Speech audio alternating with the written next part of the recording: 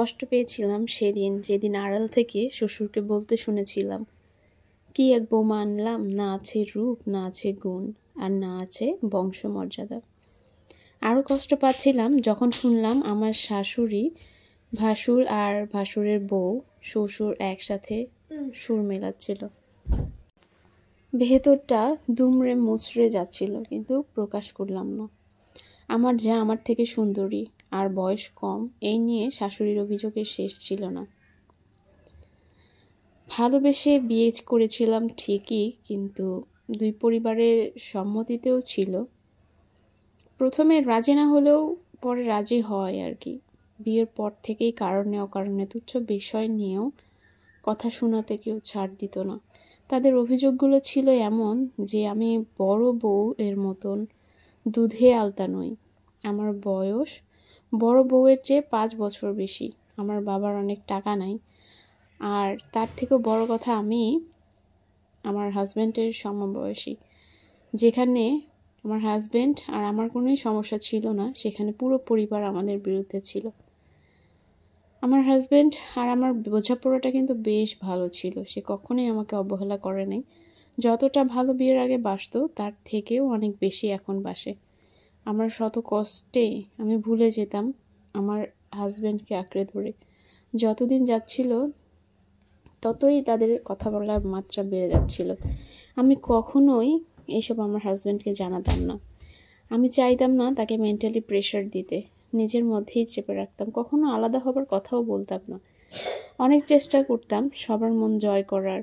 আমার চেয়ে ছোট হওয়া সত্ত্বেও আমার জায়ের সাথে সম্পর্ক ভালো রাখার জন্য তার সব কাজ করে দিতাম। আমি বন্ধু হতে চাইতাম, কিন্তু পেরে উঠছিলাম না। প্রতিনিয়তই শুনতে হতো আমার হাজব্যান্ড আরও ভালো মেয়ে ডিজার্ভ করে।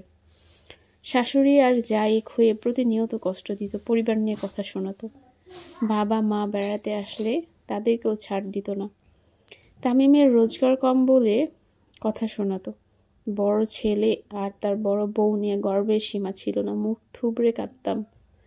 এর মধ্যে MBA শেষ করে আমি আর আমার হাজব্যান্ড জবের অ্যাপ্লাই শুরু করলাম।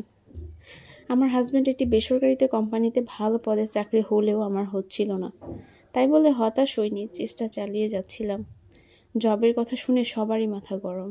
ঘরের বউ বাইরে চাকরি করলে ছেলেকে টাইম দিতে পারবে না, আর চাকরিওয়ালা মেয়েদের সংসার নাকি কখনো টেকে না। আমার একটি সরকারি প্রতিষ্ঠানে উচ্চ পদে চাকরি হয়। আমি আর আমার হাজব্যান্ড আলাদা বাসা নিয়ে ঢাকায় অফিসের পাশেই ভাড়া থাকতে শুরু করলাম। নিজেদের মতো করে সংসার শুরু করলাম। দুজনেই দুজনের বাবা মার খরচ সাধ্যমতো চেষ্টা করতাম টাকা পাঠাতে। এর মধ্যেই ঘর আলো করে আমার সন্তান জন্মালো। আমার শ্বশুর বাড়ির কেউ দেখতে আসলো না। আমি নিজে ছেলেকে নিয়ে তার দাদু ঠাম্মাকে দেখালাম। সেদিনও তারা কথা শোনাতে ছাড়লো না, বলল চাকরিওয়ালা মেয়েরা কখনোই ভালো বাবা মা হতে পারে না। কষ্ট পেয়েছিলাম, কিন্তু উত্তর দেইনি, বেয়াদবি করিনি। আমার হাজব্যান্ডের পিতামাতা তার প্রতি দায়িত্ব পালনে কখনোই বাধা দেয়নি, বরং নিজ থেকে তাদের সকল অভিমান ভাঙানোর চেষ্টা করতাম। কিন্তু পেরে উঠিনি। না, আমি পারিনি সংসারের 25টা বছর পার করেও আমি ভালো বৌমা হতে। তবে হ্যাঁ, আমি ভালো মা হতে পেরেছি। আমার ছেলের আজ 10 জনের একজন ক্যাপ্টেন, এর মা হতে আমি গর্বিত। চাইলেই সেদিন শ্বশুর শাশুড়িকে বলতে পারতাম, আপনার ছেলের বউ হয়তো দেখতেই সুন্দর, কিন্তু তার যোগ্যতা কি? তার নিজের কোনো পরিচয় আছে?